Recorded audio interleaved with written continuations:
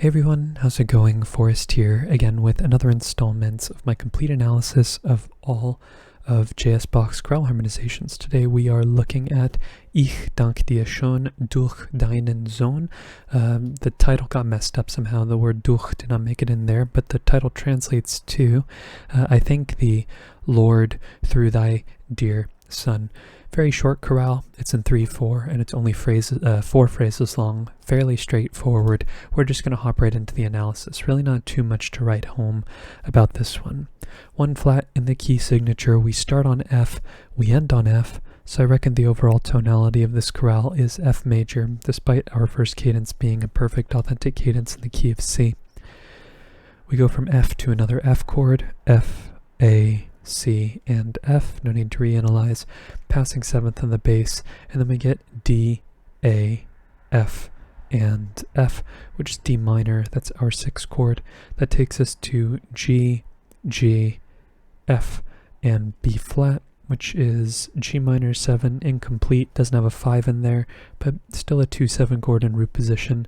Passing tone here in the tenor. Before we get a bit of an ambiguous chord, we have G, B flat, E natural, and B flat. I reckon this could be a 7/6 chord. It would be kind of interesting to see 2 go to 7 over the span of 2 separate beats, but I do think this E is our accented non-chord tone, and this D is actually a chord tone, and it's just taking our 2 chord and putting it in root position here. So I would just change the figured bass. Let me make that a little bit easier to read as well. We're removing the 7th and keeping it in root position. So 8/5/3 I believe is the correct figured bass for that. It could also be a 7/6 chord depending on how you view it. For me, I think a 2 chord makes a little bit more sense in the grander scheme of the tonal progression or the chord progression that's going on right here, because 2 does take us to 5.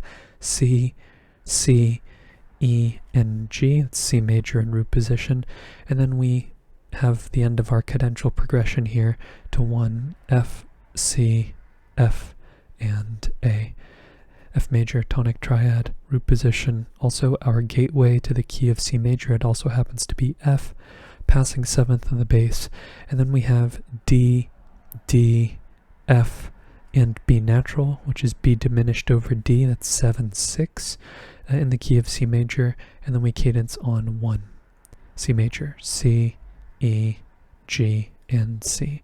Tonic triad, root position. Next phrase, we actually get a distant modulation from the key of C major to the key of B flat major. We end in another perfect authentic cadence here. It's interesting to see C major go to B flat major.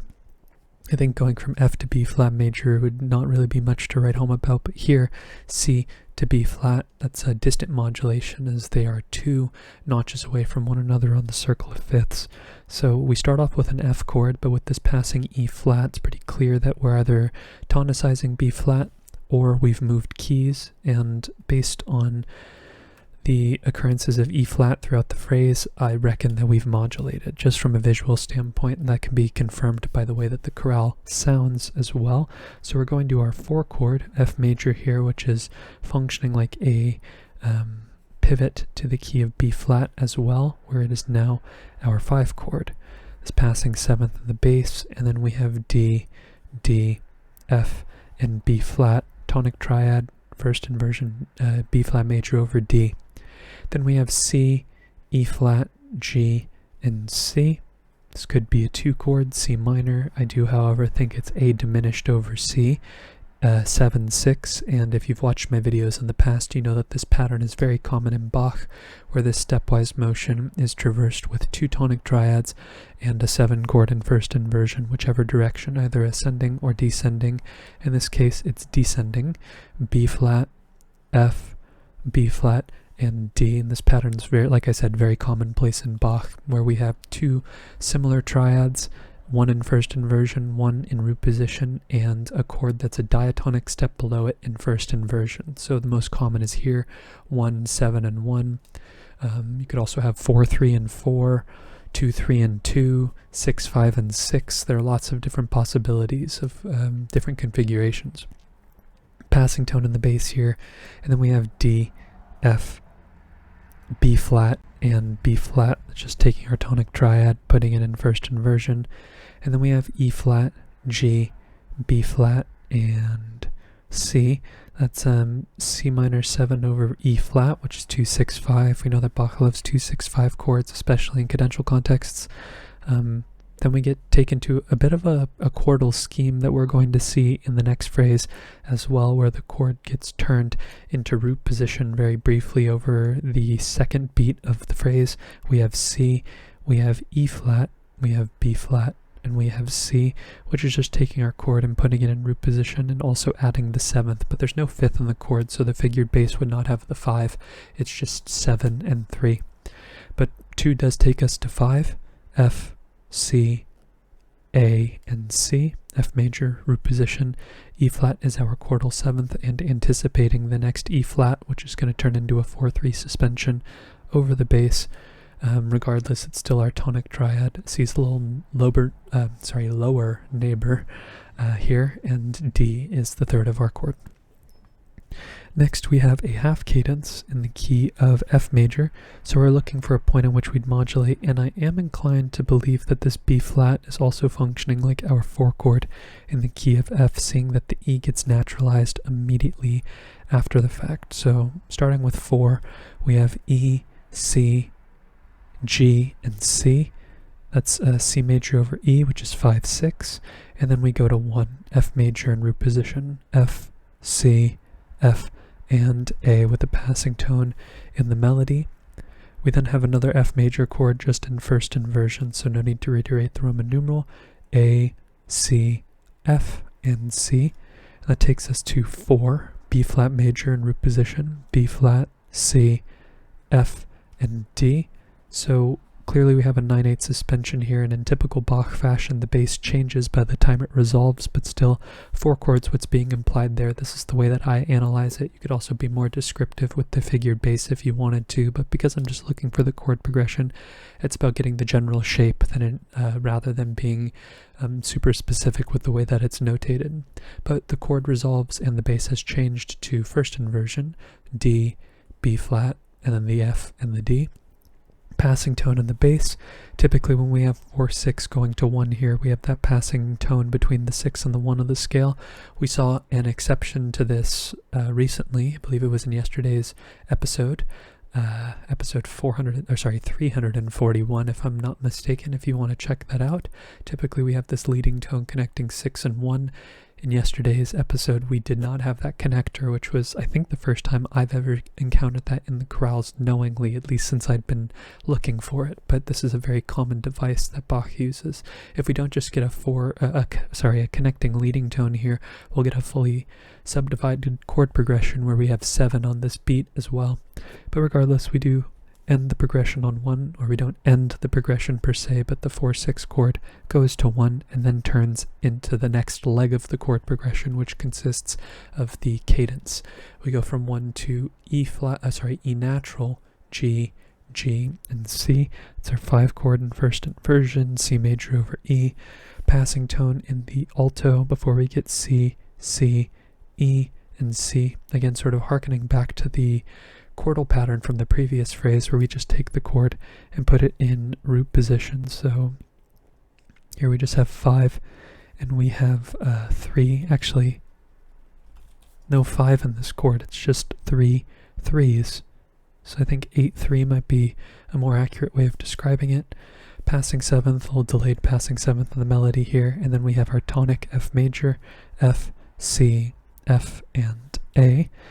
And then our half cadence ends on C major, which is our 5 chord with this 4-3 suspension in the alto, C, C, E, and G. It's very common for half cadences in Bach to end on the 5 of the chord. And we're staying in the key of F major all the way until the end of the chorale here. We have A, C, F, and C, which is our tonic triad, F major in first inversion, F over A. And then we have E, C, G, and C, which is our 5 chord in first inversion. This B flat is our chordal 7th, but a non-chord tone in this context. And then we have F major, which is our tonic triad, F, F, A, and C. Passing tone here in the tenor before we get G, D, G, and B flat. It's our 2 chord, G minor. That takes us to C7, C, C, F, and B flat. This F being kind of like a 4-3 suspension, but really more just like an accented non-chord tone here. And our chord turns into a 5-7 chord, C7, in the key of F major, and then resolves to F, F, C, F, and A, tonic triad.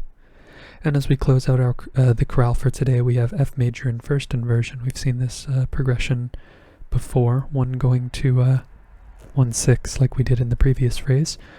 A, C, F, and A, almost spelled the exact same way too. That's just our tonic triad in first inversion. No need to reiterate the Roman numeral.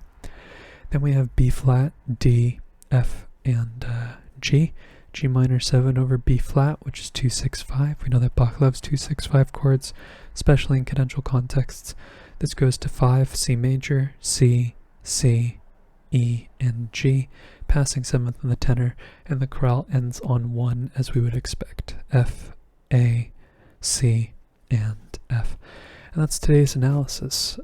Really, the only takeaways from this chorale in particular are the distant modulation. I'd say that's probably the hallmark of this chorale from, like, you know, aspects of Bach's writing that I've been looking for, but also just the kind of the chord progressions that happen in the second and third phrases, where the cadential pattern starts on beat 1 and goes to beat 3, but we have this intermediary chord here that respells the chord on beat 1. I think that's kind of interesting. Don't really know what to call that other than just describing it the way that I did. And also we have a mid-phrase modulation here from F, and then we end the phrase in C. But other than that, fairly straightforward chorale. Not too much really to discuss beyond what is otherwise functionally expected in the harmony.